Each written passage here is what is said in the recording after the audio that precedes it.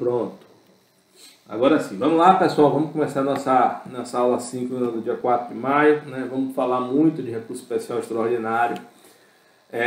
E aí eu peço a vocês aí que levante a mão quem conseguiu estudar esse troço. Anderson, antes de mais nada, me desculpe, eu não consegui mandar no domingo, viu? Eu não me esqueci não, mas é que realmente não deu para eu mandar no domingo. E aí me desculpe, só consegui mandar ontem e ontem mandei até tarde as questões. Mas nos próximos, se for possível, eu tento mandar. Mas de qualquer forma, o senhor colocou para entregar amanhã. Não, coloquei para entregar hoje, não. Se eu coloquei para entregar amanhã, eu coloquei. Para entregar amanhã, até às 10h40, professor. E eu estou respondendo aqui. Então viva. Não terminei, não. Então que Eu tal? nem comecei ainda. Então que tal vocês responderem tudo agora? Porque então vocês mataram a minha aula. Porque a nossa aula hoje ia ser a correção desses Mas pontos. eu colocou para entregar dia 5. A culpa é minha. 9 de noite, aí eu falei, deixa eu te tem falar. 9 de noite. Eu não tô. Eu falei, vou ficar para responder. Não tô questionando não, Anderson. Fique tranquilo. Eu só tô retado comigo com minha própria burrice. Então, porque eu tinha programado uma aula que seria justamente a correção desses pontos. Mas se não dá, não dá. Paciência. A gente segue. E realmente o erro foi meu, vocês não têm responsabilidade nenhuma. A gente pode. Aí depois eu vou pensar se a gente marca uma outra aula, né, para poder fazer essa correção, ou se a gente, ou se eu faço somente a correção online. Eu acho que o tema de recurso especial extraordinário é super complexo. Vocês, para poder entender, não tem jeito, tem que estudar, né? Tem matéria que tem recurso que é mais simples, que é mais intuitivo, que você pega para o embargo de declaração, ele é bem intuitivo. Você só precisa efetivamente compreender as regras centrais, né, de integração da decisão, a lógica de que é um recurso integrativo da decisão, e depois você tem que gravar, entre aspas, né, as regras gerais do regime jurídico, que é relativamente simples, a questão da fungibilidade com agravo interno, a questão da multa. Pô, mas o recurso especial extraordinário, cara, é complexo. É complexo. Tem que estudar, se não estudar, não aprende, não sabe. Ele é muito... Ou não, ou não, né? Ou vamos estudar. Uma dúvida, bom dia. Oi, Adriele. Quais pontos a gente vai ter prova oral ou vai ser aquela que vai depois de Não sei, vocês ficaram de decidir e me informar. Se não me informarem, 2 datas de prova oral. Na verdade, 3 horários distintos, né? 2 dias distintos de prova oral. E aí, eu tinha entendido que um dia seria escrito e um dia oral. se vocês assim quiserem. Exato. No mural ficou assim no comunicado que o senhor postou, não foi não, professor? Não, ficou para vocês decidirem. Ou uma coisa ou outra. Deixa eu te falar, eu não estou voltando atrás, não. Se vocês quiserem, vai ser escrita nas 2 datas, né? Numa data escrita e na outra oral, não tem problema nenhum. Eu só preciso que vocês me comuniquem para que eu possa me organizar e fazer a prova. A prova oral, como é que eu digo, para mim é mais intuitiva. Eu vou separar, eu vou fazer previamente as questões e vou fazer 30 ou 40 questões a serem respondidas por vocês oralmente sobre todos os recursos. Então isso para mim vai ficar... assim, o senhor decidiu quantas questões vai ser na prova oral? O senhor pensou em 3 ou 4? Exatamente, eu estou pensando nisso aí. 2, 3 ou 4. Mas não decidiu ainda não. 2 o senhor falou que... 2 é pouco, né? Eu acho também, eu acho que 2 é pouco. Então assim, se for oral, com certeza 3 ou 4, tá? Na verdade é o seguinte, a oral, que é a segunda chamada, com certeza 3 ou 4, tá? Na verdade a oral podem ser 4, vou fazer 4. Porque a correção é na hora, é intuitiva. A outra é que eu estou na dúvida se eu boto 2 ou 3. Prof, então eu acho que não sei, eu acho que pelo que eu tinha entendido já estava confirmado assim. Uma data vai ser a prova escrita, que vai ser a primeira, se eu não me engano, no dia 1º. E na aula... E também você não abre mão de nenhum oral, né? Então vai ter que ter uma só oral. Exato. Acho que não foi isso não. Vamos lá. Deixa eu exibir. Ou você vai para outra, não foi isso não? É uma ou a outra, exatamente. Não, sim, você faz uma ou outra, mas ele vai fazer as 2 opções de qualquer forma. E ficou a gente decidir no WhatsApp se a gente ia escolher escolher a forma escrita ou não. Ah, tá. Aqui, ó. Eu tinha entendido outra coisa. Vamos lá, tá aqui, ó, para que a gente não reste dúvida. Né? A nossa segunda avaliação será síncrona e ocorrerá no dia 1/6. A segunda chamada será no dia 8/6, para todos aqueles que não fizeram a avaliação no dia 1/6. É uma prova só. Você escolhe se é no dia 6, ou você escolhe se é no dia 1, ou se você escolhe se é no dia 8, tá bom? A questão que não está aqui é aqui. A segunda chamada já está decidida, ela é prova oral. A primeira é que está aqui, ó, o modelo de avaliação síncrona no dia 6 será discutida pelos alunos entre prova relâmpago, com 3 minutos para a resposta, ou prova oral. Está aqui, ó. Em qualquer caso, deverá ser realizada com câmera e microfones abertos. Tá? Então, se vocês... Professor, Oi, pois não. a avaliação síncrona não era contra o regulamento da UFBA? O regulamento da UFBA que é ilegal, Analissa. Ó, dê uma olhada Sim, aqui. mas o regulamento da UFBA é o regulamento da UFBA. Analissa, dê uma olhada aqui, ó. Se você puder, dê uma lida na postagem. Porque aqui na postagem está aqui dizendo o seguinte, ó. Aqui, ó. Toda essa discussão sobre a legalidade aqui, ó. Item 3.2. Mas não teve discussão. O senhor falou que foi legal e pronto. Que discussão? Eu ouvi os argumentos de vocês, discordei e mantive minha decisão, mas vocês podem recorrer ao departamento. Agora eu tomei minha decisão, entendeu? Dentro da minha liberdade, a gente está numa universidade que tem que ser democrática e plural. Eu não posso ser obrigado a adotar a única metodologia que o CAI entende que é, fazendo para toda uma universidade que tem cursos plurais como direito e dança, e querer que eu seja obrigado a adotar um regulamento que eu acho que é legal. Eu não vou voltar ao tema.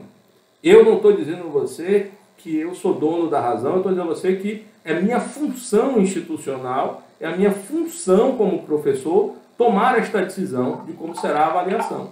E a minha decisão está tomada. Se a minha decisão, eventualmente, vocês entendem que é ilegal, como eu entendo que a resolução do CAI não pode limitar a minha... Brena, desligue, por favor, o microfone que está, enquanto você não estiver falando, porque está isso. Então, vocês têm todo o direito de adotar as decisões que quiserem. Procurem o CARB, procurem o departamento, realizem. Uma série de professores está fazendo atividade síncrona. Está fazendo avaliação síncrona. Justamente porque não é porque essa série de professores está a fim de desrespeitar o CAI ou qualquer coisa que o seja. Porque essa série de professores chegou ao consenso de que as avaliações assíncronas elas não são aptas o suficiente a gerar em vocês a capacidade de compreensão, de aprendizagem. Não são. Elas não são. Aí eu poderia ser mais irresponsável.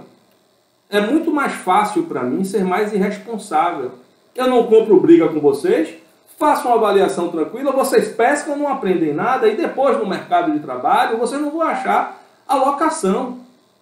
Vocês não vão achar alocação, porque não tem lugar no mercado de trabalho. Né? O mercado de trabalho concorridíssimo, super difícil. Nossa atividade é uma atividade prática. E eu já tomei, digamos assim, essa decisão. É muito mais desgastante para mim. Tá? É muito mais desgastante para mim. Mas eu vou cumprir o papel que eu acho que eu tenho que ter como professor. Thaís? Pois não, Thaís? Professor, essa atividade que vai ter relâmpago, teve várias questões que a gente responderia dentro de 1 minuto para cada questão, 3 minutos para cada questão, assim, durante a aula. Isso. A prova, entre aspas, assim, na verdade essa foi uma sugestão que vocês mesmos, que eu digo que alguns alunos fizeram, como uma oposição à prova oral, entendendo que algumas pessoas têm melhor capacidade oral, enquanto que outras têm melhor capacidade de articulação escrita. Eu achei muito razoável essa postulação e na área do direito, tanto a articulação oral como a articulação escrita são ferramentas muito importantes. Então, levando a razoabilidade desta consideração, né, que fizeram, eu aceitei essa sugestão. Tá? Qual é o objetivo central da avaliação síncrona? Limitar ao mínimo a possibilidade de pesca. Ponto. Nas avaliações assíncronas, eu não tenho como impedir que seja feita a pesca. Eu não tenho, simplesmente não tenho, é impossível na avaliação assíncrona impedir que vocês pesquem. E eu acho que algumas atividades, algumas questões podem ser, então 60%, observe que 60% do curso está em avaliação assíncrona. 60% do curso vocês estão fazendo com toda a tranquilidade, com toda a liberdade que uma avaliação assíncrona dá. Ponto. Mas a avaliação final, eu quero que pelo menos 40% do curso, né? Ou seja, assim, pelo menos 40% da nota, ou seja feita em uma avaliação síncrona, que eu reduzo os riscos e as chances de vocês irem pelo caminho mais fácil, que é o caminho que ao longo do tempo cobrará seu preço. A vida cobra o preço das decisões que a gente toma. Tá? Então, Thaís, como é que é essa... Sugeriram alunos de João Glicério, que aplicou essa avaliação. Então, é uma avaliação em que eu apresento a questão. É uma avaliação que a professora Nilza sempre fez. Quando eu fui aluno de Nilza, estou falando lá na década de 90, Nilza fazia essa avaliação.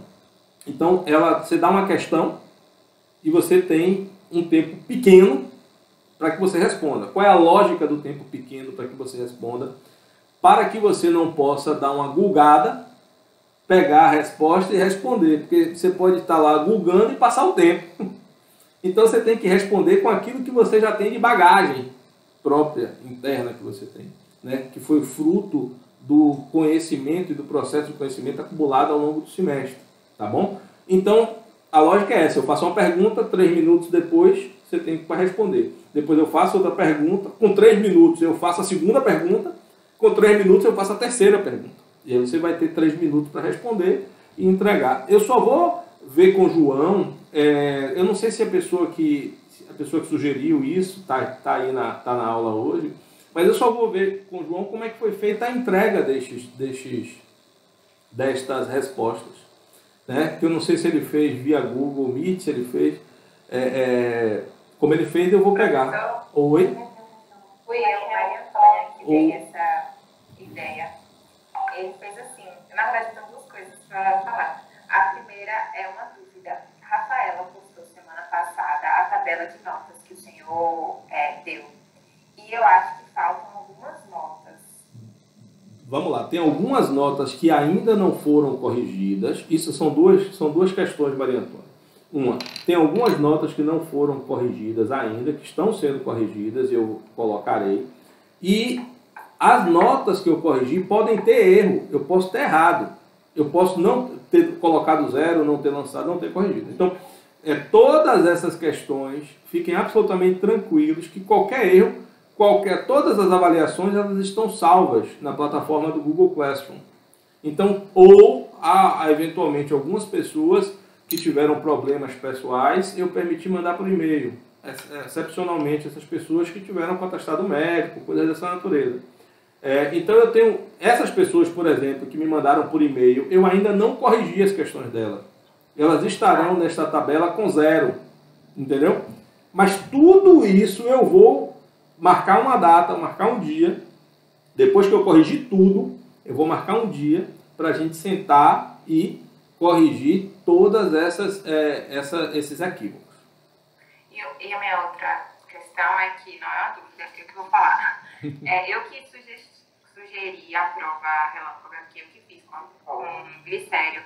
E ele fez assim, ele pediu para que a gente escrevesse as respostas no papel, escrevesse mesmo, tirasse foto e mandasse para o WhatsApp dele.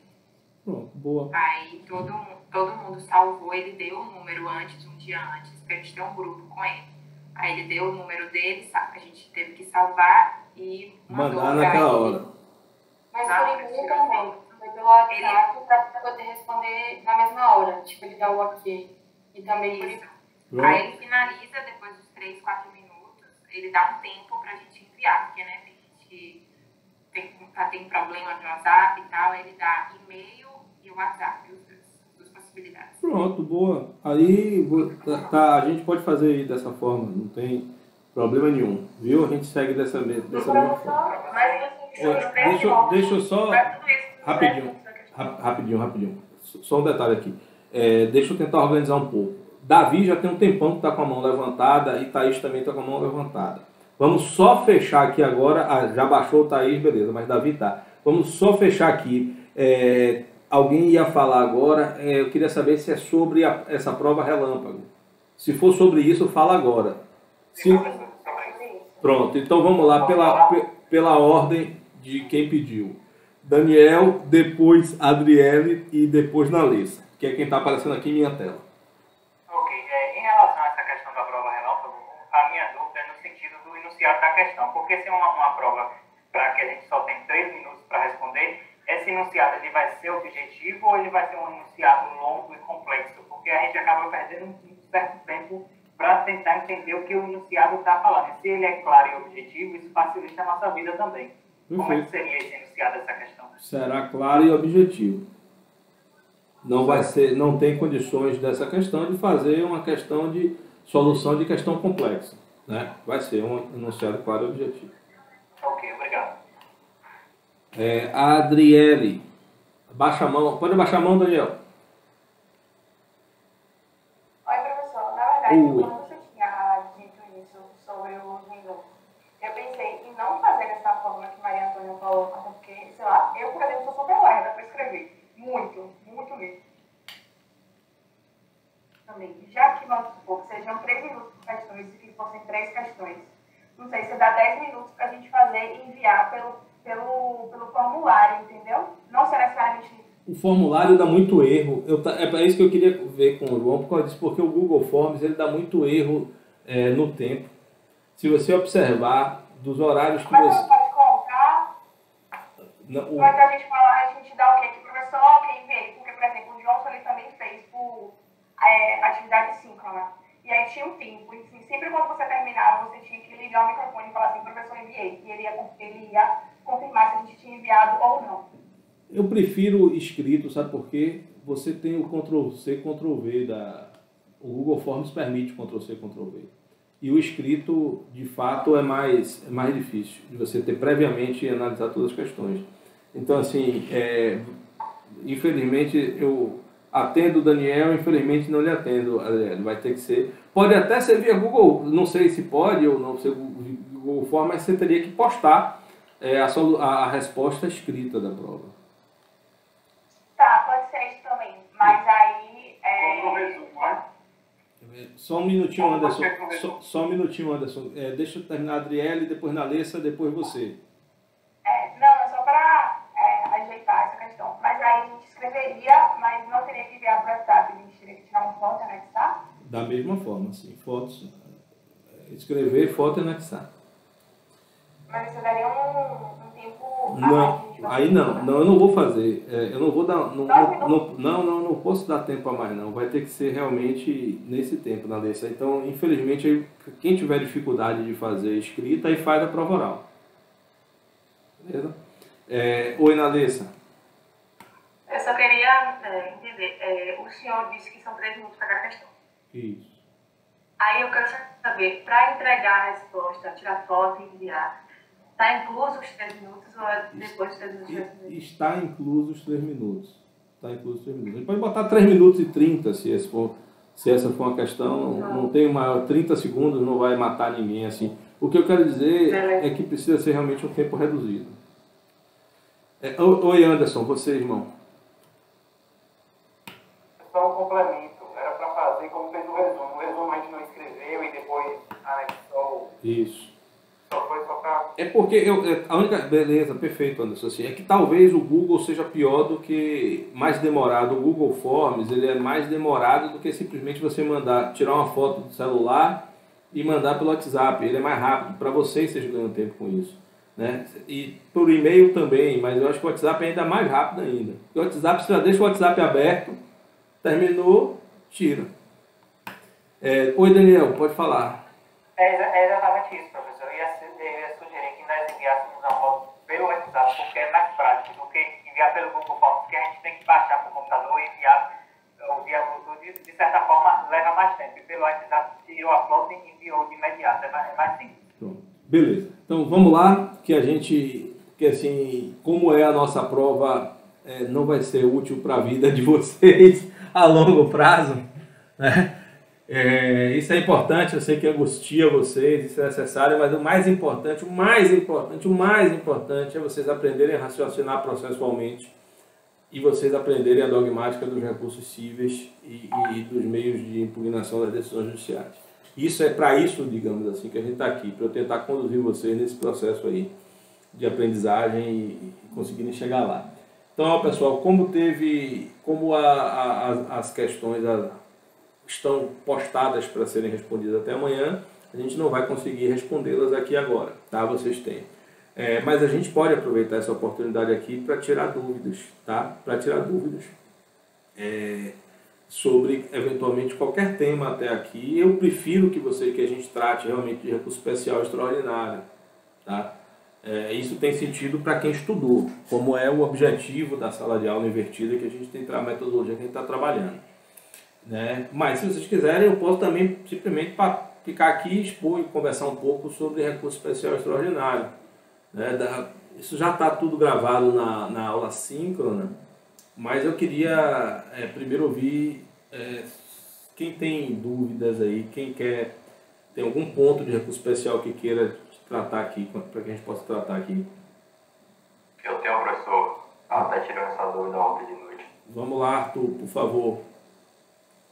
Eu anotei aqui, para ver se eu não lembrava, com relação a agravo interno, em decisões de inadmissibilidade do RE e do RESP, e caso esse RE e RESP não se aprovido, o que fazer para que a matéria chegue ao STJ e STF? Já entendi a sua pergunta. Você quer articular mais? Eu já entendi. Eu não sei essa matéria tem fundamento de existir motivo para a sua superação. Arthur, você tem agora uma reflexão ou uma angústia, que é a angústia de todos os processualistas que estudam recurso especial extraordinário. E todos os especialistas, todos os processualistas que estudam precedentes. Não é só você, Arthur. Somos todos nós. Porque, para ir lhe ajudando e lhe orientando, lá no meu canal do YouTube tem uma palestra que eu dei num seminário em homenagem a Calmon, que, não me perdoe, foi no Seminário Internacional Brasil-Argentina, que está lá no meu YouTube, que eu passo quase 30 minutos falando sobre isso. Aqui eu vou falar mais resumidamente, então se você quiser depois, você vai lá e dá uma olhada. Porque esse problema que Arthur está levantando é o seguinte, pessoal. A gente sabe que o único recurso no sistema brasileiro hoje que possui duplo juízo de admissibilidade em órgãos distintos é o recurso especial extraordinário. O agravo, o juiz de primeiro grau que proferiu a decisão recorrida, o juiz ACO, ele não tem admissibilidade. O agravo é interposto diretamente no âmbito do Tribunal de Justiça, e excepcionalmente do STJ, que vocês sabem que tem uma hipótese que vai para o STJ. Não é isso? Então, eu não tenho um juízo prévio de admissibilidade, eu vou ter um juízo de admissibilidade feito pelo relator, que vai ser confirmado ou desconfirmado pela Câmara, ou pela turma de julgamento. Os embargos de declaração, o próprio o juízo ACO e o juízo ADQUEM são o mesmo. São o mesmo. E é ele quem fará a admissibilidade dos embargos de declaração. A apelação, assim como o recurso ordinário, eles também não têm juízo de admissibilidade pelo juízo ACO. Quando é um juiz que profere a sentença, ou quando é um tribunal que profere um acórdão em processo de competência originária, será no âmbito do relator da apelação ou será no âmbito do relator do recurso ordinário que será analisada a admissibilidade. Então, o juiz ACO que proferiu a decisão não tem admissibilidade prévia. E, no âmbito do ST, no âmbito do recurso especial e do recurso extraordinário, ele é o único recurso que eu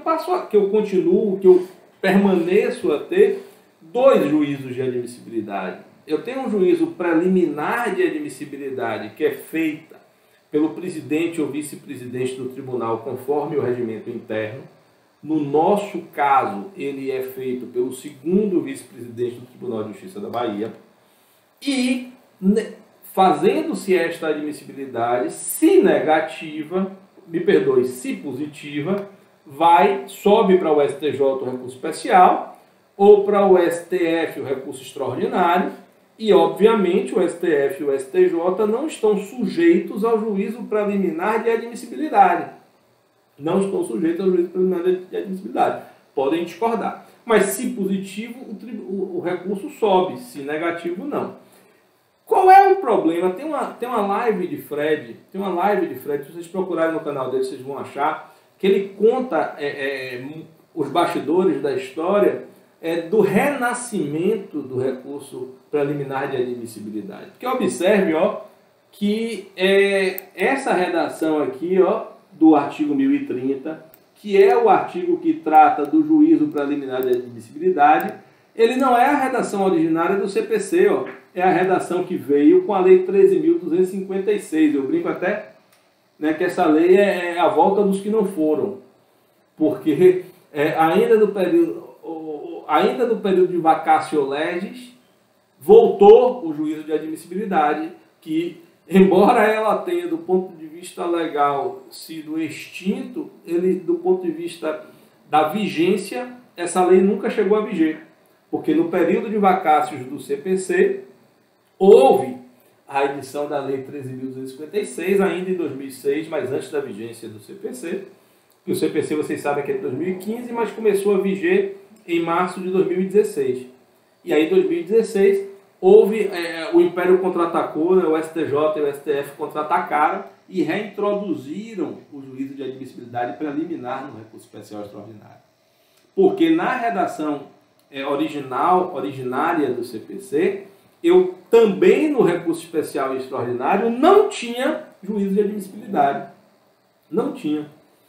Era como é a apelação. Você ia interpor o recurso,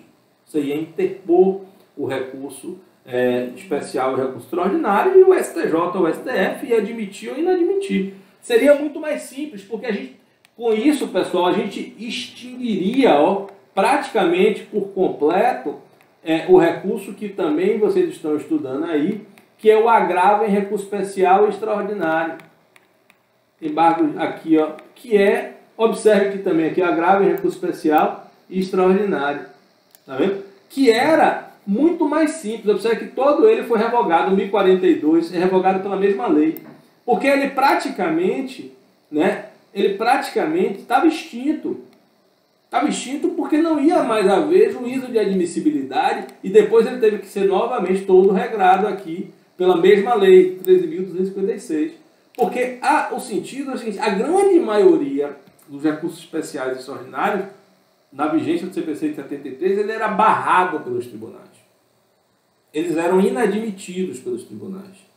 E a forma que você tinha para ir contra esta inadmissão é justamente o agravo em recurso especial extraordinário. Está aqui, do agravo em recurso especial extraordinário. Isso já era no CPC de 73. Só não tinha esse nome. Agravo, era chamado só de agravo. Na época era só agravo e antiga, bem no início do CPC de 73 era chamado de agravo de instrumento. Era também um agravo de instrumento.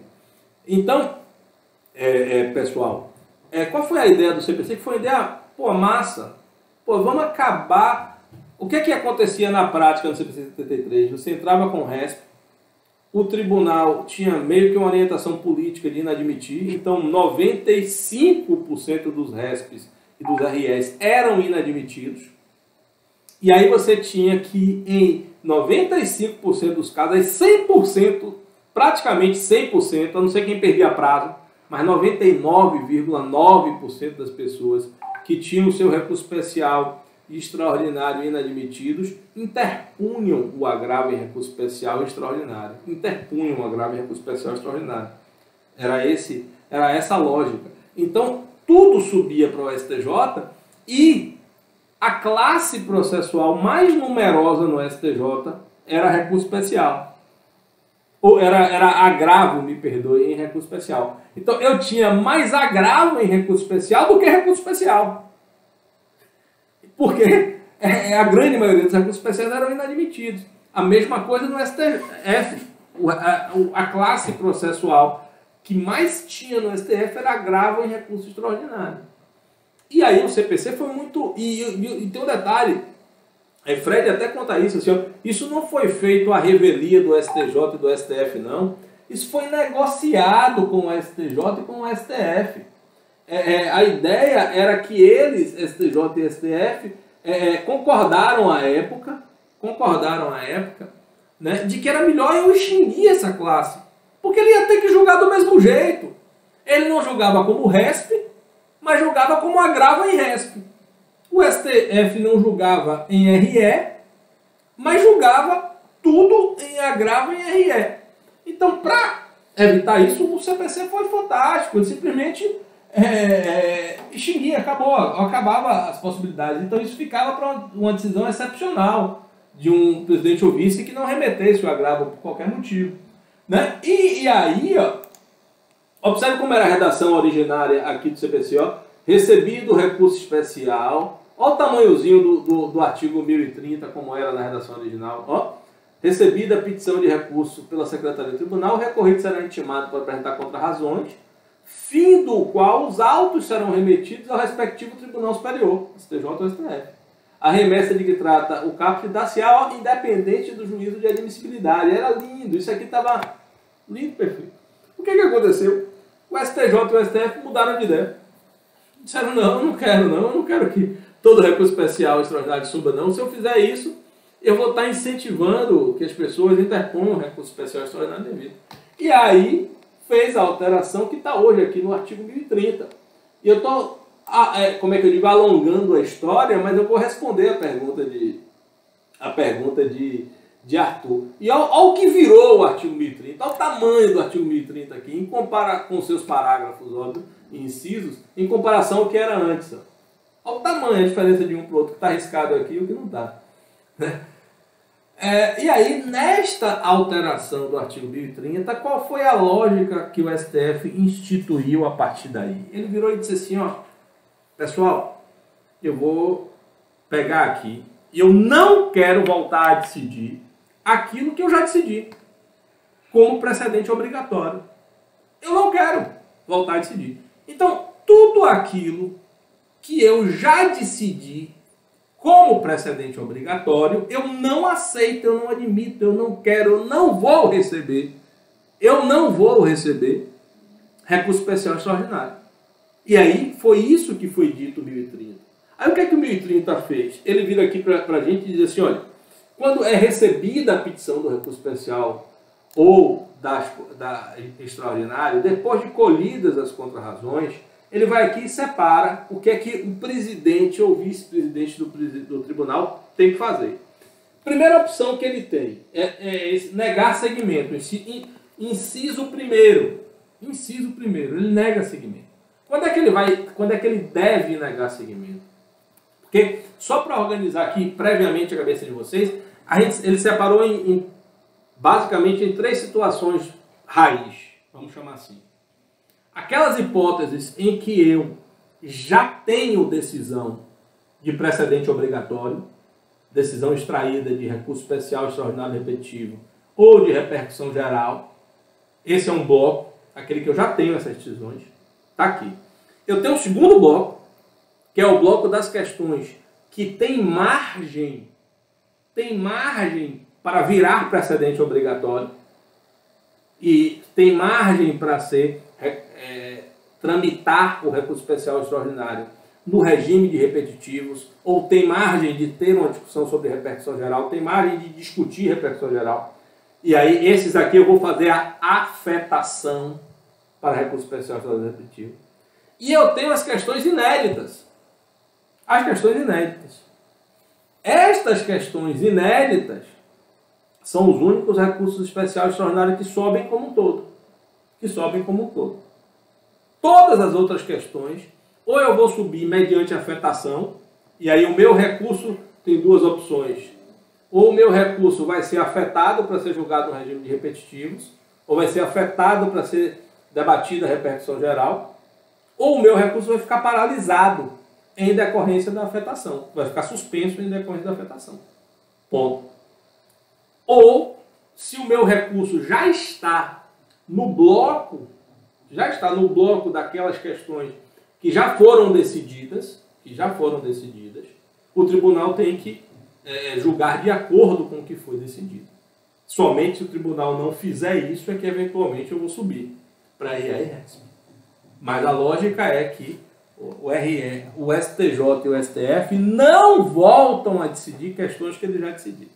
E aí, qual é a questão? Vamos lá. Primeiro, ele vai negar seguimento. O presidente, aqui quem deve fazer isso é o presidente ou o vice-presidente. Ele deve negar seguimento. Quando o recurso tiver questão constitucional que o Supremo já tinha reconhecido a existência de repercussão geral, ou recurso extraordinário interposto contra acórdão que esteja em conformidade com o entendimento do Supremo, exarado em regime de repercussão geral. Então, ou seja, se o Supremo já decidiu a repercussão geral, eu nego todo e qualquer recurso extraordinário cuja decisão recorrida, cujo acórdão recorrido, ou sentença recorrida, ou acórdão de turma recursal, porque extraordinário vocês sabem que é diferente de especial, esteja em conformidade com a repercussão geral, com a decisão de repercussão geral. Então eu não subo, eu nego, barro lá. A mesma coisa eu faço quando eu tenho precedente obrigatório. Recurso extraordinário ou especial, aqui é qualquer um dos dois, que seja interposto contra acórdão que esteja em conformidade com o entendimento do STF ou do STJ, respectivamente exarado no regime de julgamento de recursos repetitivos. Então, ou seja, a mesma coisa, se a minha decisão já possui, né, nesta causa, um precedente obrigatório lá em recurso repetitivo, eu não vou admitir, não vai subir o recurso especial. Tá? Aí vamos pular aqui para o inciso, só confirmar aqui, inciso 5º é o que não cabe, é 1 e 3, não é isso, Maurício? Parágrafo 1º, 1 e 3. Inciso 3º, a mesma lógica. O que é que o presidente do tribunal vai fazer? Sobrestar recurso, o recurso que versar sobre controvérsia de caráter repetitivo, ainda não decidida pelo STF ou pelo STJ. Então, qual é a questão do inciso 3º daqui? Inciso 1º, eu tenho uma questão que é repetitiva e que já foi decidida. O que é que o relator faz? O relator sobresta esta decisão. Tá bom? Eu tenho um recurso especial que eu tenho margem de ser julgada como repetitiva, que a questão está afetada como repetitiva. Aí o que é que o STJ diz? Você não me mande este recurso especial, porque você vai ter que aguardar a minha decisão no recurso repetitivo. A questão já está aqui. Então, se a minha questão é uma questão repetitiva, de duas uma. Se já foi decidido, o juiz nega, o presidente nega, né? Porque eu tenho que aplicar o que já foi decidido. Se eventualmente não foi decidido e a questão está afetada, o presidente diz, espere, fica aguardando esta decisão. Certo? Dessas duas hipóteses, e aí aqui eu estou entrando mais especificamente na pergunta de Arthur, nestas duas hipóteses, o que é que o CPC vai e nos diz? Da decisão proferida com fundamento nos incisos 1 e 3, caberá agravo interno nos termos do artigo 1021. E o agravo interno é para quem? É para o Tribunal de Justiça. Todos nós sabemos que o agravo interno é o recurso que afeta a decisão monocrática para fim de ser julgada para o respectivo colegiado que detém a competência. Eu não tenho um agravo interno do presidente de um tribunal a ser julgado pelo outro. Então o tribunal, o pleno, ou no nosso caso o pleno, ou a corte especial, julgará esse agravo interno. E aí a pergunta é, desta decisão do plenário cabe novo recurso especial extraordinário? Pelo CPC, não. Pelo CPC, não cabe. Então, Arthur, aí qual é a questão que ficou aqui?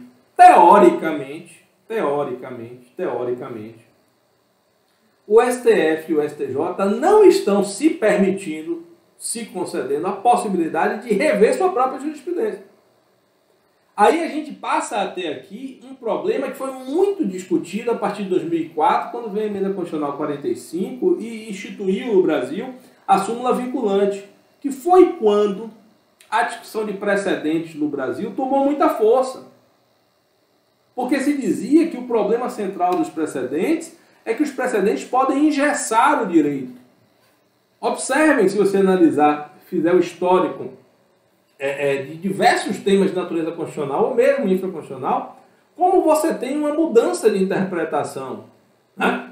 Pegar só questões que são muito evidentes, uniões homoafetivas, como o Supremo mudou neste ponto sem que tenha alterado o texto da Constituição. Bom, olha como houve uma mudança. Então, se eu não pudesse rever a decisão do Supremo, o que aconteceria? A gente continuaria hoje vivendo na idade das trevas, onde a gente não admite uniões homoafetivas? Porque o Supremo não evoluiu? E, a rigor, se você for analisar a letra fria do CPC depois da Lei 13.256, estas decisões nunca chegarão de volta ao STJ e ao STF para que o STJ ou o STF possa rever um tema.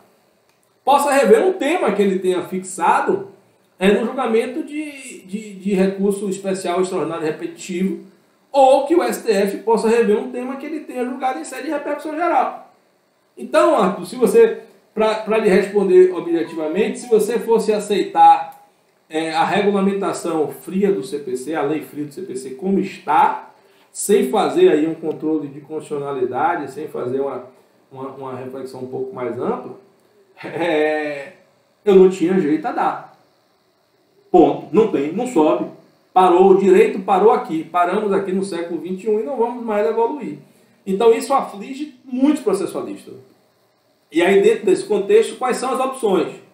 Alguns admitem que deveria ser aceito ou acatado um novo recurso especial para discutir a admissibilidade do pretérito recurso especial. Né? É uma possibilidade. A gente não sabe qual delas vai ser escolhida.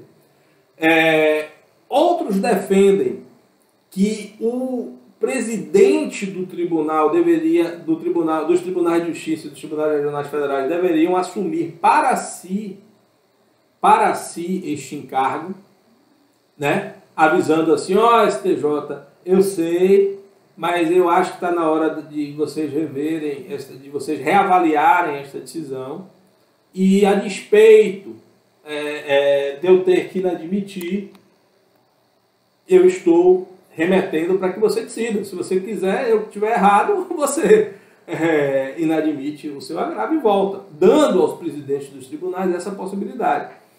Outra corrente acha que isso deve partir do próprio STJ.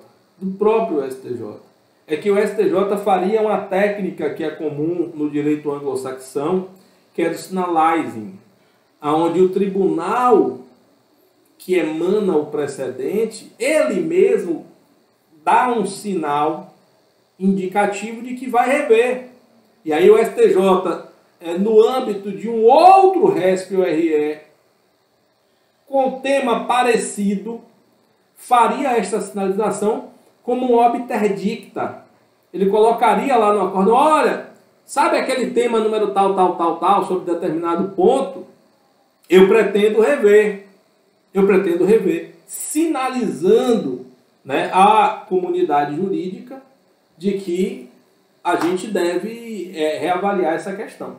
Então, Arthur, essas são as três posições. Na prática, é o próprio STJ e STF que vão decidir quando e se, e isso acontecerá algum dia, eles quiserem promover a alteração, quiserem promover a mudança, né, da sua jurisprudência consolidada em recursos especiais repetitivos ou em repercussão geral.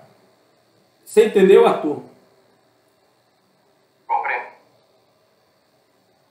Eu não lhe ouvi, Arthur, me perdoe. Que a internet fica travando um pouco. Tá dando pra ouvir? Agora sim.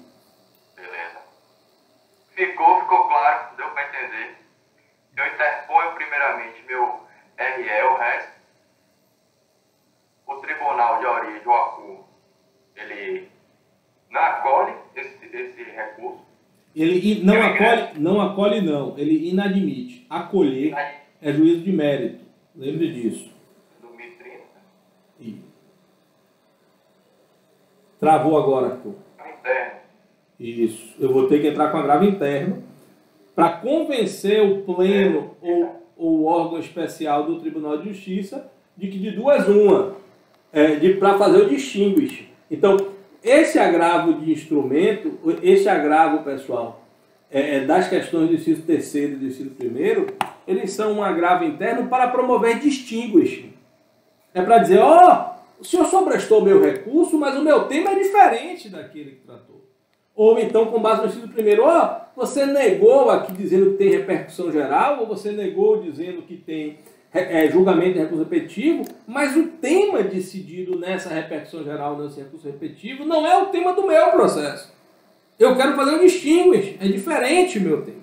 Então, esses agravos são esse agravo interno contra o juízo preliminar de inadmissibilidade do RE e do RESP é um agravo interno para que o tribunal pleno ou a corte especial, conforme o respectivo tribunal, possa fazer um distinguish afastando, tirando, né, a compreensão de submissão do recurso ao precedente obrigatório.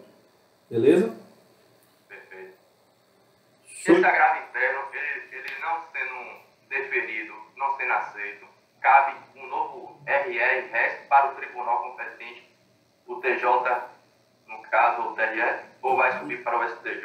Não cabe, é isso que eu estou te falando. Teoricamente não cabe um novo RE e um novo RESP. Teoricamente não cabe um novo RE e um novo RESP. Agora há quem defenda que deve ser aceito, que deve ser acatado. Tá? Sempre alegando que é a possibilidade de superação da matéria. E aí é exatamente essa a questão. Você tem que alegar que é uma hipótese de superação e esperar se o presidente do tribunal vai querer remeter ou não vai querer remeter. Entendeu? Ou esperar que o STJ ou o STF sinalizem isso. Então essa é o sofrimento central, Arthur, que a gente não tem segurança. Porque se do ponto de vista da interpretação expressa, literal, você não tem o que fazer. Você não tem o que fazer. Vamos ter que esperar ver quando o STJ quiser mudar. Se ele vai acatar um novo recurso especial, um novo extraordinário, se o presidente do tribunal vai falar que é a hipótese de analisar a superação ou não, ou se o próprio STJ vai sinalizar nesse sentido. Beleza? Vamos lá, galera. Mais alguma dúvida? Professor, eu tenho uma dúvida. Você está me ouvindo? Estou sim, Alice. Não lhe vejo, mas lhe ouço. Eu não estou conseguindo ligar a câmera pelo Meet, não sei porquê. Veja se não tem outro aplicativo ligado. Às vezes acontece isso, mas não tem problema não. O mais importante agora é você fazer sua pergunta. Depois você vê isso. Professor, uma pergunta. No artigo que fala do RESP, uma das alíneas é para declarar a inconstitucionalidade de tratado ou lei federal. Sim. Esse tratado ou lei federal do RESP é só o que tem caráter de norma constitucional? Do RESP, vamos lá.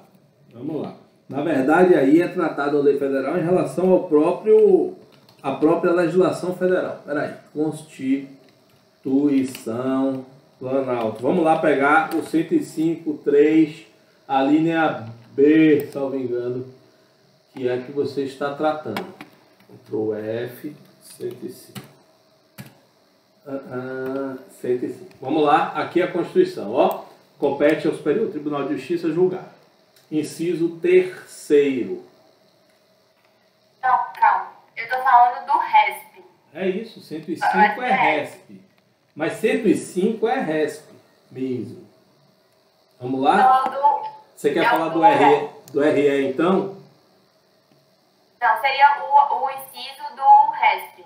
Então tá aqui. Eu acho que é o 102, não é isso? Não, 102 é do RE. 102 é STF, recurso extraordinário. 105 é RESP, recurso especial STJ. O que você quer falar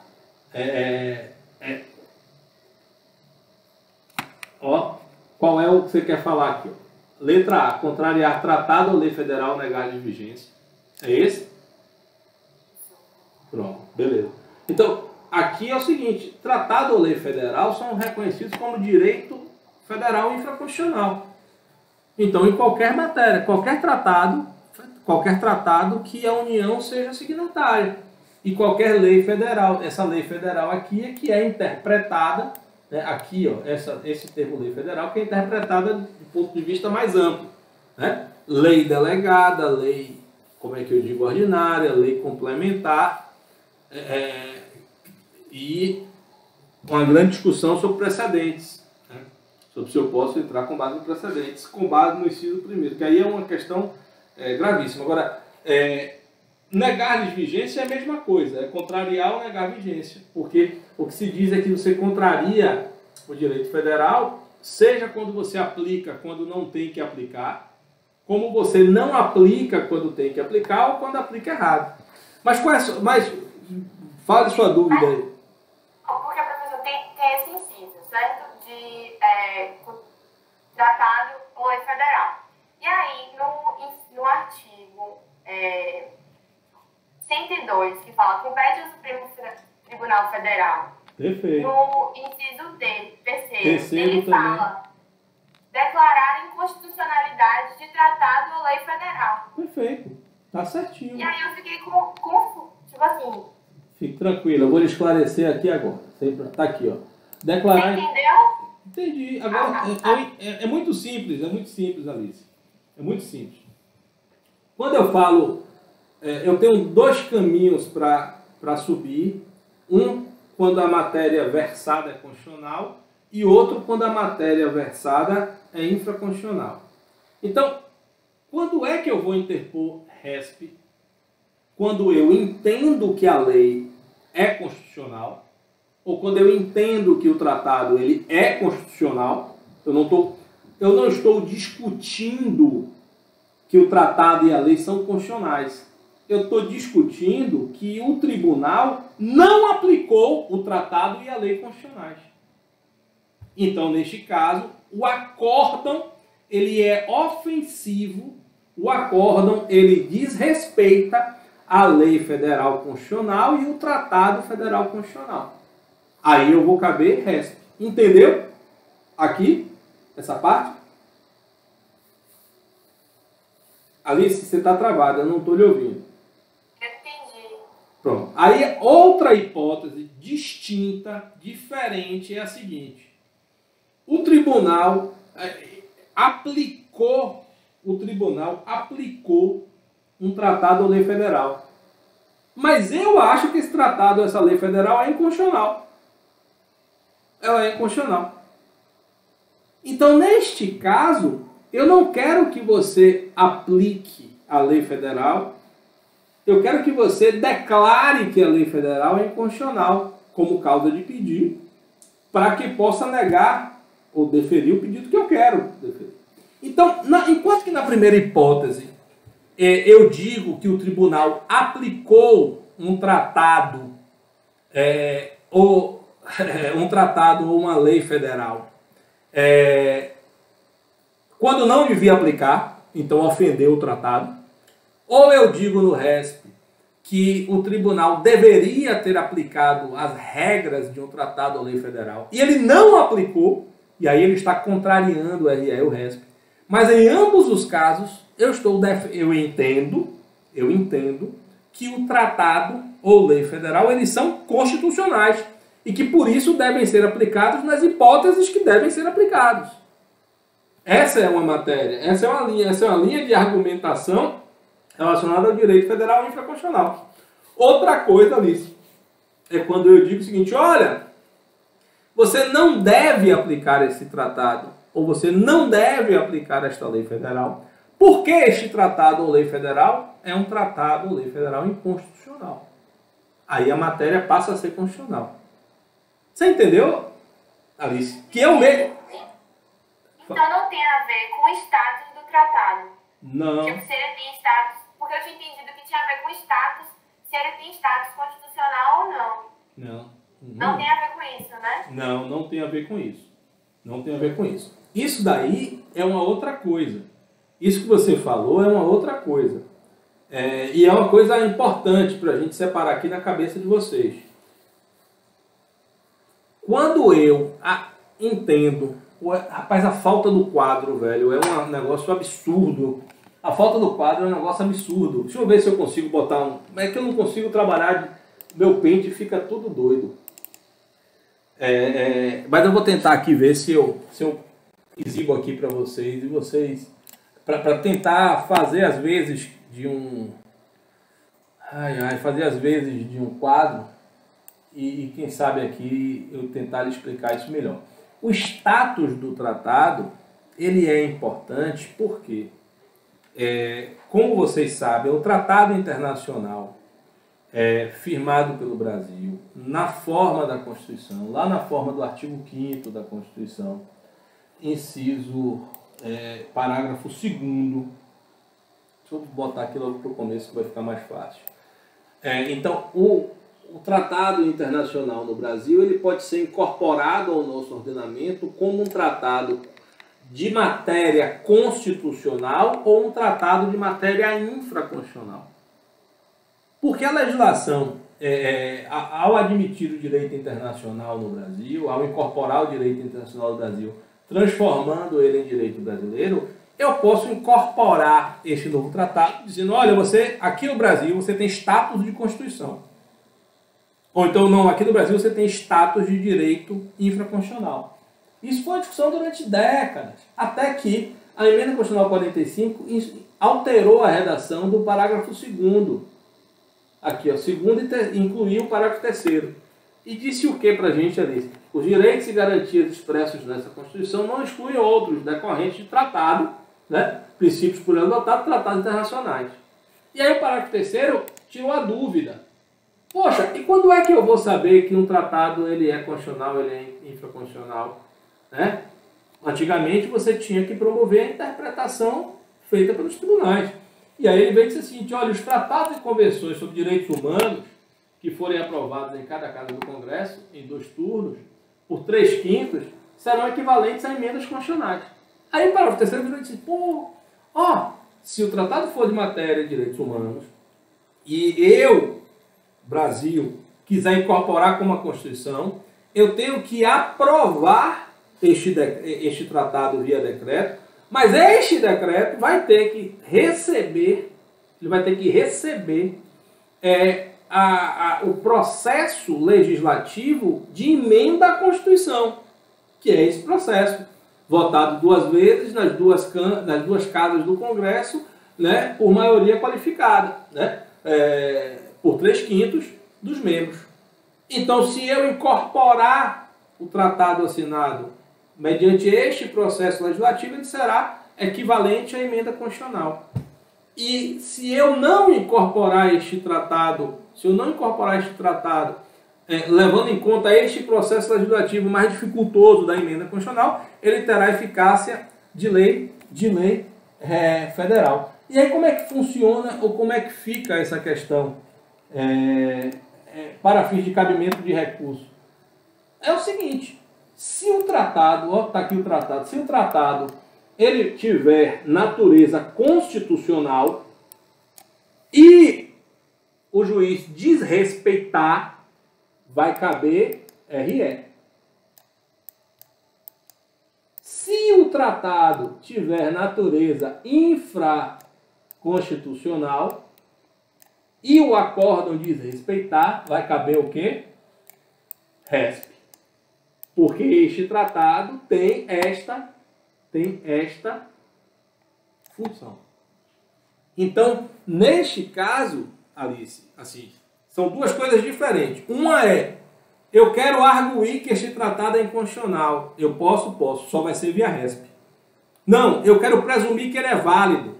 Ele é válido e tem natureza, constitucional, porque foi aprovado por 2 vezes, das 2 casas. Então, se um acórdão desrespeitou ele, vai caber RE.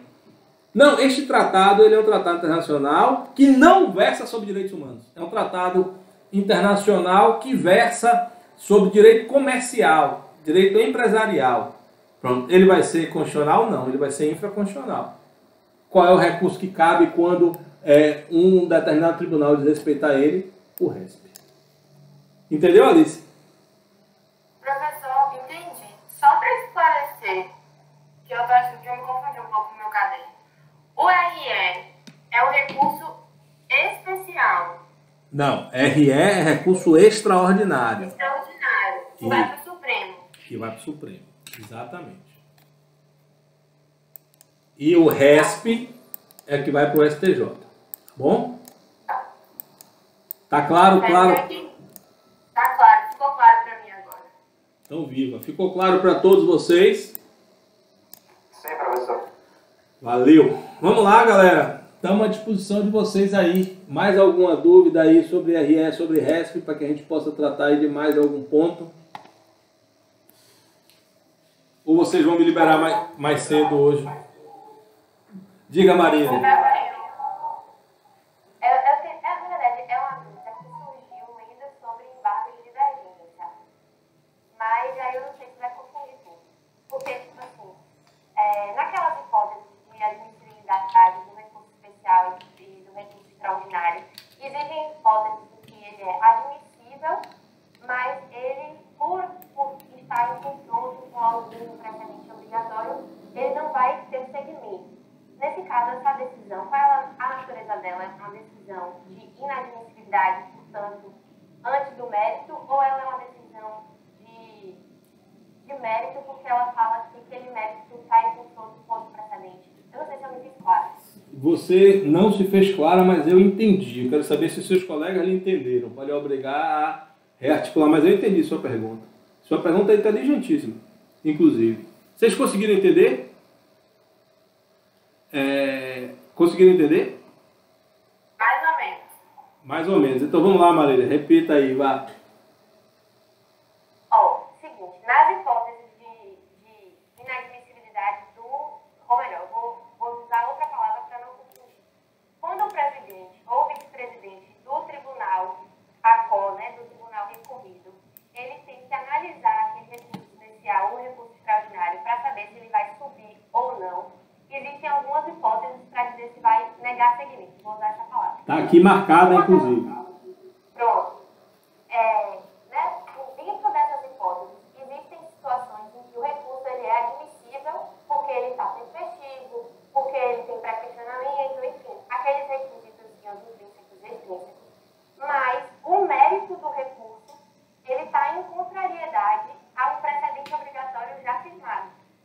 E aí, por conta disso, o presidente ele vai negar seguimento e o recurso ele não vai subir para o STJ ou o STF.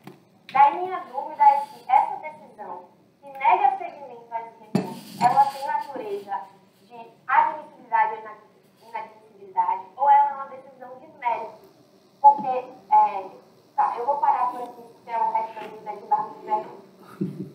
Tá, mas deixa eu te falar, embargo de divergência também cabe hoje. Você quer que eu responda agora e depois você pergunta sobre embargo de divergência? Eu vou então terminar a sua dúvida só para contextualizar por que eu fiquei com essa dúvida. Porque nas hipóteses de cabimento de embargo de divergência, ele fala assim, que cabe embargo de divergência, inclusive quando um acordo, acho que é paradigma de mérito e não, o acordo recorrido é de mérito e o de paradigma não resolve o mérito. Peraí. É isso mesmo. É isso mesmo. Eu posso sim colocar, não se preocupe não. Mas é justamente isso, é que cabe embargo de divergência quando o acordo, seja o acordo paradigma de mérito ou seja o acordo paradigma de processo. Isso, só que aí ele fala, não julgou o mérito, mas apreciou a fundamento. Embora tenha apreciado a fundamento. Exatamente. Pronto. Aí eu fiquei com essa dúvida se seria justamente essa situação em que o recurso ele é admissível, porém ele está em confronto com o precedente obrigatório. Vamos lá, não. Você confundiu, assim, a sua dúvida é uma dúvida extremamente pertinente na primeira parte, e na segunda parte você só confundiu uma coisa simples. Aqui tá, vamos lá, ó. Quando é que vai caber embargo de divergência? Quando eu tenho o embargo de divergência, pessoal, ele só cabe nos julgamentos já no STF e já no STJ. Porque só o embargo de divergência é embargo de divergência no julgamento de RESP e no julgamento de RE. Não cabe embargo de divergência em relação, digamos assim, ao entendimento do presidente do tribunal sobre o cabimento ou não. Não cabe. O embargo de divergência vai ser no julgamento do RE e do RESP. Respondendo pela parte final, tá bom? Agora, qual é a divergência? Aí a pergunta é o seguinte: qual é a segunda parte ainda da pergunta que você tem, depois eu volto para a primeira. Sim, Maurício, mas qual é a divergência que admite o embargo de divergência? Aí a pergunta é: olha, o STJ firmou o entendimento interpretando o artigo 25 do Código Civil, qualquer artigo, 25 do Código Civil, de uma forma ao julgar este meu RESP. Mas observe que o próprio STJ, julgando um mandado de segurança originário, deu outra interpretação ao artigo 25. É aí que vai caber embargo de divergência. E aí, quando eu faço o cotejo do acórdão recorrido com o acórdão paradigma, qual é o acórdão recorrido? É o acórdão que recebeu embargos de divergência. Tá bom? Acórdão recorrido é o acórdão que, julgando o RE ou julgando o RESP, está sendo recorrido por embargo de divergência. Divergência em relação ao que, Maurício? Divergência em relação a outro acórdão. Este outro acórdão pode ser de Tribunal de Justiça? Não, não pode. Este outro acórdão paradigma, ele só pode ser do próprio STJ. Do próprio STJ. E mais, e tem que ser ambos os acórdãos por órgãos fracionários. Porque se foi do pleno do STF ou do Corte Especial do STJ, eu não tenho divergência. O órgão maior supera o inferior. Então, o inferior, paciência, está superado. A divergência tem que ser de órgãos, aqui, ó, de órgãos fracionários. Embargado e paradigma, ó, sendo acordo de embargado e paradigma de... Aí, vamos lá. Em recurso extraordinário e recurso especial, divergido de julgamento de outro órgão, ó, outro órgão do mesmo tribunal. Outro órgão do mesmo tribunal. Tá bom? E quando em recurso especial, recurso extraordinário. E aí a pergunta eu posso, primeiro, ter uma discussão ou embargo de divergência relacionando recurso especial recorrido e um paradigma ação originária? Posso. E aí a divergência que a gente tinha, havia uma divergência na jurisprudência e o CPC pacifica. Eu posso ter um embargo, um embargo de divergência, tratando de questões, que observe aqui, ó, isso aqui que é importante, sendo os acórdãos embargado e paradigma de mérito. Só que de mérito aqui é mérito do recurso. É mérito do recurso. Por que é mérito? E como nós sabemos, o mérito do recurso não é igual, não precisa ser igual ao mérito da causa. Tanto que eu posso ter um recurso somente de matéria processual. Somente de matéria processual. Aí veio a pacificação da questão, esse segundo ponto aí, ó, poderão ser confrontados teses jurídicas contidas em julgamentos de recursos de ações de competência originária.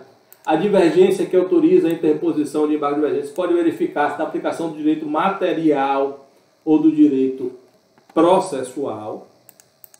Cabe embargo de divergência quanto ao acórdão paradigma for da mesma turma que proferiu, desde que mude a turma, e o recorrente provará, né, a divergência pela mesma forma que eu provo, pela mesma forma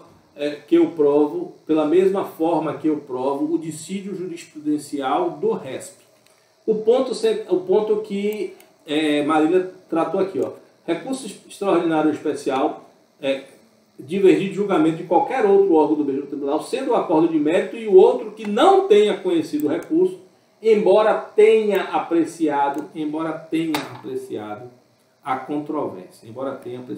Essa foi a pacificação na interpretação do que vem a ser, ó, este recurso aqui, ó, ambos recursos paradigma de mérito. E aqui tem-se aceito, ou seja, que o tema tem que ser de mérito. O acórdão tem que ter enfrentado o mérito, embora ele, acórdão, possa não ser de mérito. Ou seja, quando o STF ou STJ inadmite um recurso especial, tá? Mas adentra na sua inadmissão, ele adentra, é ratio decidente, é motivo para inadmitir determinado recurso especial. A discussão de um determinado tema, embora este acórdão seja um acórdão de inadmissibilidade, seja um acórdão, né, relacionado à inadmissibilidade, ele tratou do tema de mérito. E aí o que eu preciso para analisar é que o pronunciamento do STJ ou do STF tenha adentrado no mérito, discutido as questões relacionadas ao mérito daquele recurso, que é a matéria que vai ser objeto de embargo de divergência. Isso é uma coisa. Outra coisa, eu volto lá, Marília, se precisar, é isso daqui, ó. Desliguei, Marília. Pronto. Essa questão daqui. Fica parecendo que as hipóteses do inciso 1º, que eu nego o segmento, é algo diferente do inciso 5º, em que ele diz, olha, o tribunal, o presidente, né, deverá realizar o juízo de admissibilidade. E aí, qual é o juízo de admissibilidade aqui? É esse que Marília falou, as outras questões. Tem preparo, é tempestivo, a regularidade formal, todas essas outras questões que também são requisitos de admissibilidade. Só que lá no inciso 1º fica parecendo que esse negar seguimento é algo distinto de inadmitir o recurso, né? Porque o juízo de admissibilidade pode ser positivo ou negativo, se negativo inadmite. Qual é o problema central aqui, Marília? Eu cheguei já a falar isso no passado, quando a gente falou de embargo de declaração. Os recursos de fundamentação vinculada têm este problema. Qual é o problema? É de que você diz que cabe recurso especial extraordinário quando tem ofensa à lei ou à Constituição, e você diz que cabe embargo de declaração quando tem omissão, contradição, obscuridade ou erro material, e o recurso especial ele será, entre aspas, provido quando o acórdão desrespeitar a lei ou a Constituição. O RESP e o RS serão providos quando desrespeitar a lei ou a Constituição. Assim como os embargos de declaração serão providos, né, quando houver o reconhecimento da existência de contradição, omissão, obscuridade. Então, o que é que está na esfera do cabimento? A alegação, né, da existência daquela matéria que é objeto do fundamento vinculado do recurso.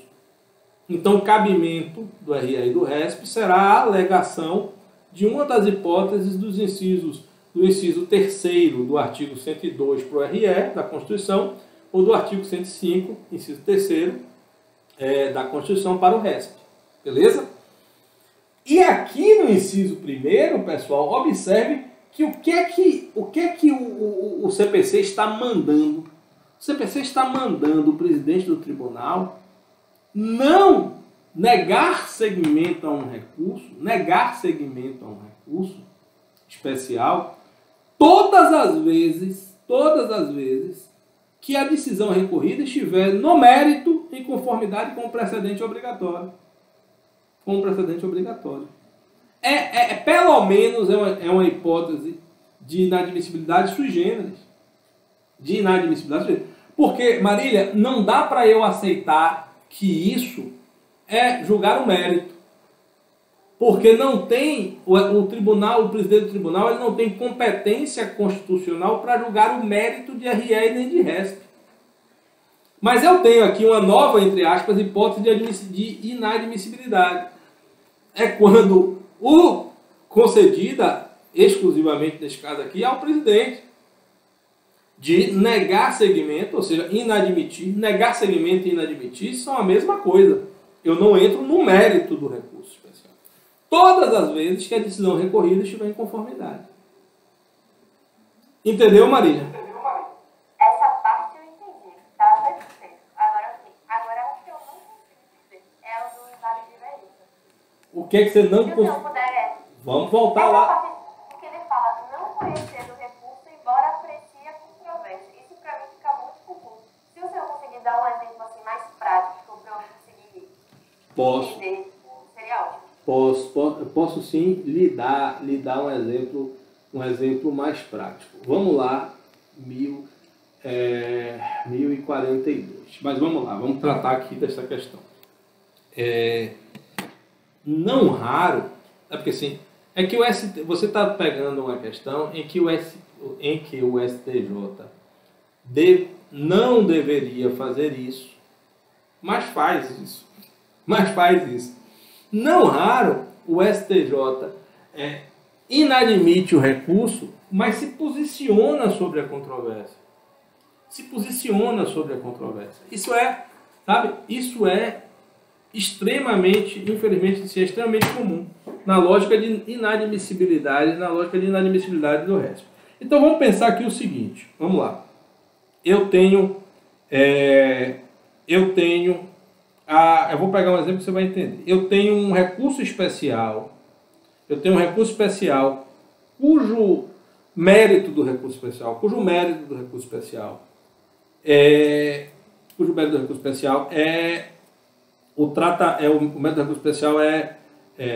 a legalidade, ou melhor, a inaplicabilidade do artigo 25 do Código Civil. Tá certo? Beleza? Este é o mérito do recurso especial. Aí eu entro com esse recurso especial, aí chega lá o STJ e diz assim para mim, eu vou pegar um tema que já está pacificado no CPC, mas para que você possa entender.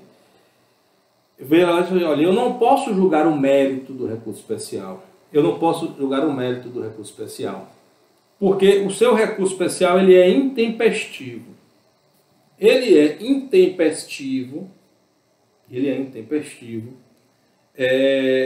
Porque você não fez a prova que o último dia do recurso, o dia 1º de maio, 1º de maio não é um bom exemplo, o dia 2 de julho é um feriado estadual. Pronto, é um feriado estadual. E os feriados estaduais, locais, precisam ser provados. Isso era uma grande divergência do STJ que se fixou nesse entendimento. Mas aqui observe que ele não adentrou no mérito do recurso, mas ele, para inadmitir o recurso, tratou de um tema que isso também é relacionado à lei federal, que é tempestividade. Tá bom? Aí eu vou lá, e aí vamos supor que o STJ vem aqui e complemente. Diga assim, olha, não precisa nem complementar. Aí eu vou lá e entro com um outro recurso. Eu entro com outro recurso especial, cujo tema é qualquer um que seja. Ou melhor, deixa eu voltar um pouco antes. Sentença, eu pego a sentença. Vamos lá, eu pego aqui a sentença. Não, deixa a apelação mesmo. Eu pego a apelação aqui. E entro com um RESP, ou melhor, a apelação ela é julgada intempestiva, tá certo? Ela é julgada intempestiva. Ponto. Aí eu entro com o RESP. Para discutir qualquer tema lá. E chego lá nesse RESP e provo que o feriado local, junto lá a cópia do diário oficial do município, do estado, provando que determinado feriado local está aprovado. Aí vem o RESP, aí vem eventualmente o Tribunal de Justiça e não reconhece no julgamento da apelação, que ele é tempestivo, apesar de eu ter feito a prova. Aquilo ali. Aí eu vou e entro com o RESP aqui. Diga assim, ó, o Tribunal de Justiça inadmitiu minha apelação por ser intempestiva, mas ela era tempestiva porque tinha um feriado lá em Cabrobró e eu provei que o feriado era lá em Cabrobró. E, portanto, RESP, vocês têm que anular o acórdão de inadmissibilidade da apelação para mandar o tribunal entrar no mérito da apelação. Qual é o mérito do meu RESP, Marília? Abra aí a câmera. A câmera não abriu. Tudo bem. Mas não era da artigo 25. No primeiro RESP, Era da artigo 25 do Código Civil. No segundo RESP, qual é o mérito do meu? A tempestividade ou intempestividade mediante prova do feriado local. Sim. Então, Entendi agora. você entendeu? Então, assim, Porque o outro não julgou. o outro não julgou o mérito do recurso. Mas houve uma decisão de inadmissibilidade que versou sobre um tema. Versou sobre um tema. Este tema que em um não é o mérito, no outro pode ser. E aí eu posso pegar um acórdão recorrido de mérito com um acórdão paradigma que, apesar de não ter julgado o mérito, decidiu sobre a controvérsia do acórdão recorrido. Entendeu? Entendi, perfeito. Agora ficou mais claro. Pronto, que bom. Muito obrigada. Show de bola. Ainda bem que você entendeu. Vocês demais também entenderam, pessoal? Vamos lá, Adriele. Levantou a mão. Adriele, você levantou a mão. Seu microfone está fechado. Você ainda quer falar? Então, pessoal, acho que a Adriele deve ter esquecido, levantou a mão e deve ter esquecido. Então, pessoal, acho que por hoje é isso. Não, professor, eu tenho só uma pergunta. Pois não, Analissa. Voltando para a prova, já terminou a aula, posso perguntar. Vai precisar de requerimento para fazer chamada da prova? Vai. Ah, não! Deixa eu te falar. Me perdoe. Não vai precisar, mas a segunda chamada é dia 8. Agora, quem perder dia 8 não tem terceira chamada. É isso que eu queria falar. Entendeu? Então você pode escolher livremente. Se você quer fazer a prova escrita ou oral, a partir do que vocês decidam aí. Se decidir que é escrita, que me parece que é a tendência, oral, dia 6. Tá? E se perder essa prova, independente de requerimento, a segunda chamada vai ser dia 8. Mas quem perder 6 e 8, paciência, não tem terceira chamada. Professor. Oi. Oi, Arthur. Como acabou a aula, teria condição de tirar a dúvida, uma questão mesmo processual e pessoal? Posso sim, mas deixa eu só ver se Anderson quis falar também. Deixa eu resolver primeiro problemas gerais e depois a gente tira a sua dúvida. E aí, obviamente, pode interessar outras pessoas também. Professor, as questões que a gente está fazendo assíncrono, ela vai ter o mesmo peso todas as questões ou vai ter pesos diferentes? Todas as questões, todas as avaliações assíncronas têm o mesmo peso. Pronto, você vai somar e dividir pela quantidade normal, né? Exatamente. Outra questão, nessa questão objetiva, nas questões objetivas, tem uma questão que o senhor quebrou, dividiu a questão, se o senhor puder olhar depois. Olha. Deixa eu olhar aqui. Tipo assim, é uma mesma questão, só que o senhor colocou como se fossem duas questões diferentes. Aí uma ficou sem sentido. Então essa uma que está quebrada é proposição da outra. Da outra antiga. É porque o senhor, essa que está quebrada, o senhor colocou também nas alternativas. Aí eu entendi que ficou... É porque deve ter sido eu. Se for o caso, eu anulo.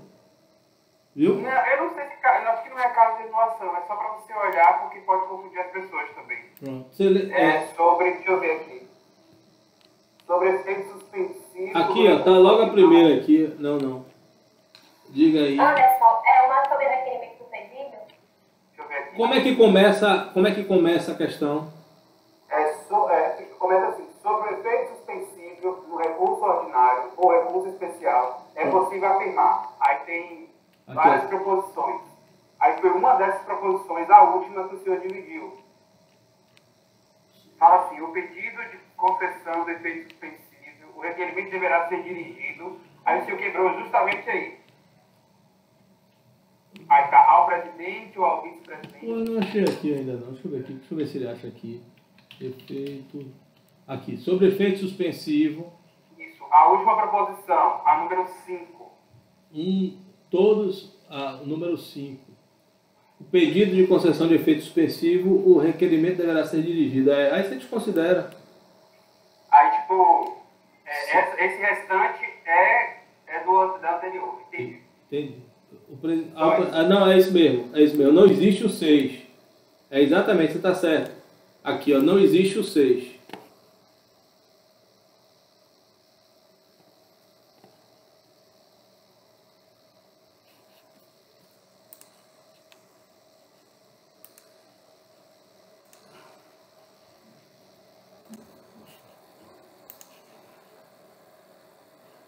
Caiu.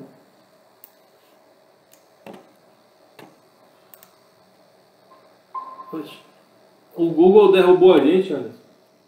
Eu achei estranho, porque eu achei que aconteceu. Derrubou todo mundo. Isso aqui, seu organizador derrubou você. Então, assim, você está certo. Pode passar o pessoal lá pelo WhatsApp, que é o item, que esse daqui é a continuação daqui. Então, mas como o senhor colocou o 6 numa das proposições, aí eu fiquei tipo, e aí? Não, tá errado. Tá errado mesmo. Você responde como se 6 não existisse. Aqui fica como 1 e 3. Entendeu? Fica como 1 e 3. Pronto. Valeu. Avise lá o pessoal então, que foi o Google, que não fui eu não. Viu? Tá, deixa eu falar aqui pro pessoal. E eu tô tirando a dúvida de Arthur e logo depois encerrar a aula. Se alguém quiser saber. Sai, né? Valeu. Não, se você quiser, avisa o pessoal, quem quiser voltar. É pessoal, valeu. Mas é processual também. Mas diga, Arthur, diga aí. Valeu, tchau. Professor, a questão que eu estava querendo tirar, até que os colegas meus já formaram, só que todo mundo estava com dificuldade para explicar, é que tem uma pessoa que já é mais adolescente, está requerendo o auxílio emergencial na Justiça Federal. Só que aí eu estou com a dúvida se eu posso ingressar com a ação em nome próprio dela ou preciso de no caso, um assistente, uma pessoa. Precisa de assistente. Tem abaixo dos 18 anos? Que é abaixo dos 18 anos, exatamente. Ela é... Só que eu quero desconfigurar ela da entidade familiar. Só se ela for emancipada, Arthur. Essa questão mesmo que a gente estava... Só se ela for emancipada. Se ela não for emancipada, não tem jeito. Aí você vai ter que ser assistido pelo pai e pela mãe. Não. Vai fazer uma procuração e botar o nome do pai. Não, você vai fazer... Não, a procuração é feita assim. Você faz a procuração em nome do menor, João, neste ato assistido pelo pai. E você pode botar os dois para assinar, inclusive. O menor assina e o pai assina. Os dois assinam. Endereço diferente? Se você quiser botar, se eles morarem em locais diferentes, endereço diferente. Se não morarem no mesmo local, sem nenhum problema. A experiência ajudou em 5 segundos. Valeu. Valeu. Até essa prova. Tchau. Acabou, Alice. Acabou sim. Mas se você tiver alguma dúvida ainda, tem direito. Não, tá tranquilo. Então, viva. Um abraço, Arthur. Um abraço, Alice. Tchau. Tchau.